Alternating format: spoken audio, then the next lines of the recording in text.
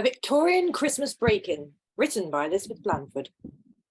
Exterior, London suburb, circa 1860, middle-class house, night. 'Tis the night before Christmas, not a soul is about. Interior Fitzroy home, children's bedroom, night. Mr. George Fitzroy and Mrs. Mary Fitzroy tiptoe into the room. Their 6-year-old twins, Timothy and Emelye Fitzroy, tucked up in bed together, are fast asleep.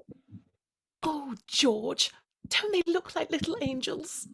That's only because the little imps are asleep. Shh. Ascertaining that the twins are still asleep, they tiptoe out of the bedroom. Fitzroy home, sitting room, night. A tall, freshly cut evergreen tree stands in a corner. It is strewn with tinsel and festooned with tiny lit candles. Colourful baubles secured by red ribbons dangle from its branches. Sprigs of holly, ivy and mistletoe peep from behind picture frames and a mirror. Mr. Fitzroy finishes wrapping a gift. He ties it with a ribbon, labels it, then puts it with several other gaily wrapped parcels under the evergreen tree. There, that's done.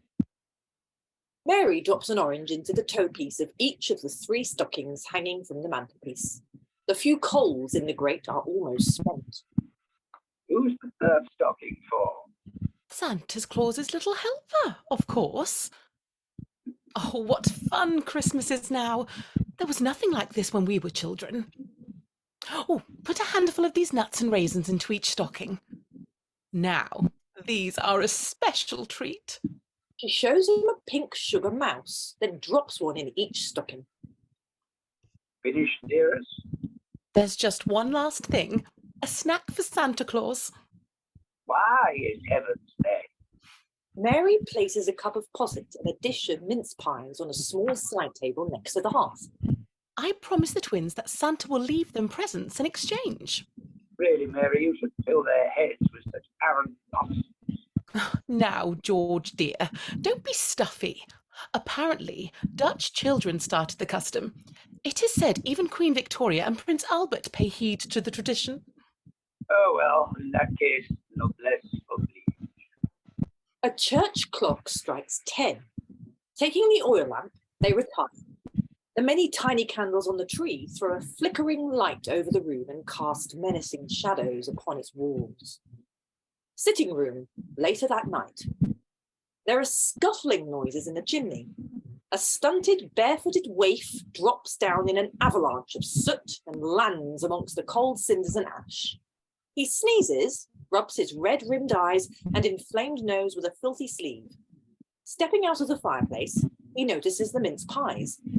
He gazes at them longingly, but hurries across the room and into the kitchen, leaving sooty footprints behind. The waif pulls up short at sight of the family dog, an old, fat English bull terrier named Methuselah, snoring in his blanket basket by the back door. The waif sucks in his breath.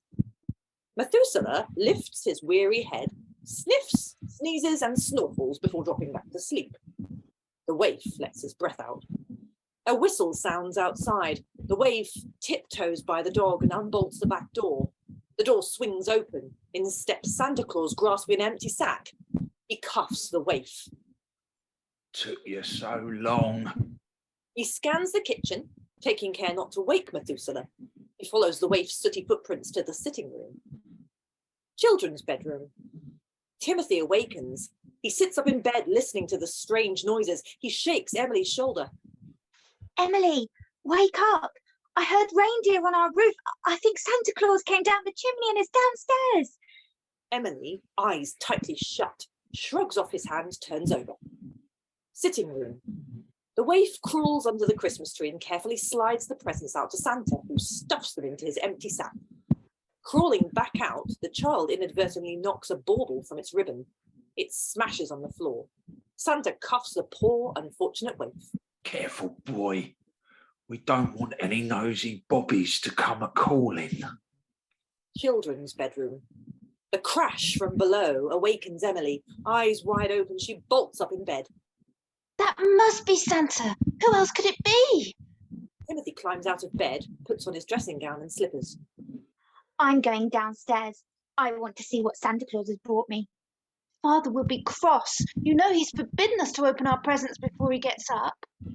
He won't know because you're not going to tell him. Timothy tiptoes to the door. Emelye springs out of bed. Wait for me. She hurriedly puts on dressing gown and slippers. Together, they creep past their parents' bedroom and inch down the stairs. Timothy and Emelye pad into the sitting room. Santa stops dead in his tracks. The twins gaze at Santa Claus and his bulging sack with awestruck faces.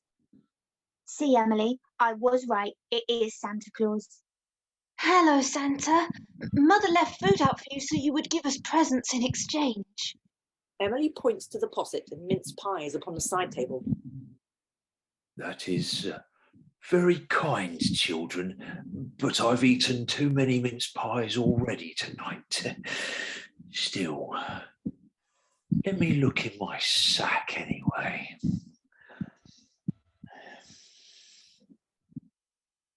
Here you are, Timothy. This one's for you. Timothy unwraps it. He admires the toy train with shining eyes. It's just what I wanted. Thank you, Santa. Yeah. Santa dips his hand in the sack and pulls out a parcel. And this one's for you, Emelye. Emelye unwraps a porcelain doll. Oh, she's so beautiful. Thank you, Santa. Santa starts to leave when the waif pipes up. There are more presents in the sack, Santa. Santa, scowling, tips the rest of the presents out onto the rug. The twins dive upon them. The waif watches them scrum. We must be going. We've got lots more houses to visit yet, haven't we, my boy? Santa drags the waif through to the kitchen. Methuselah has planted himself in front of the back door.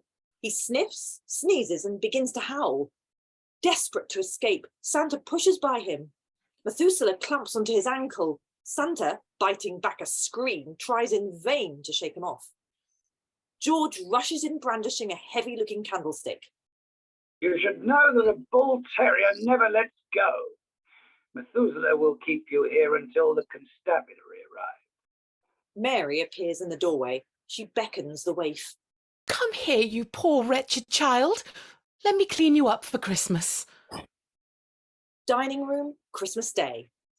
The waif, scrubbed and freshly clothed, sits amid the family. He tucks into goose and Christmas pudding with gusto. A gaily wrapped present and the Santa's helper stocking sit in pride of place beside his dish of mince pies. He raises his cup of posset in a toast. God bless us, everyone.